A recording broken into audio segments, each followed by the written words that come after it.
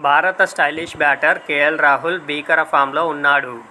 Bat చేతికి అందుకుంటే చాలు పరుగుల వరద పారిస్తున్నాడు. ఛాంపియన్ ట్రోఫీ 2025 నుంచి అతడి బ్యాటు ఓ రేంజ్లో గర్జిస్తుంది. జట్టు గెలుపు కోసం డిఫెన్స్ చేయడంతో పాటు పించ్ హిట్టర్ల 4లు, 6లతో విరుచుకుపడేందుకు రాహుల్ వెనుకాడటం లేదు.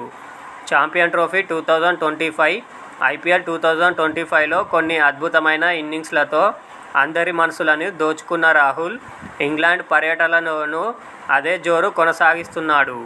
లీడ్స్ వేదికగా స్టోక్స్ సేనతో జరిగిన తొలి టెస్టులో క్లాసికల్ నాక్తో ఆకట్టుకున్నాడు. సెంచరీతో జట్టు విజయం కోసం శాయశక్తులా ప్రయత్నించాడు. అయితే రాహుల్ ఇక్కడితో ఆగడని, ఇక ముందు అతడి బ్యాటు మరింతగా గర్జిస్తుందని సీనియర్ క్రికెటర్ సంజయ్ మంజ్రేకర్ అంటున్నాడు.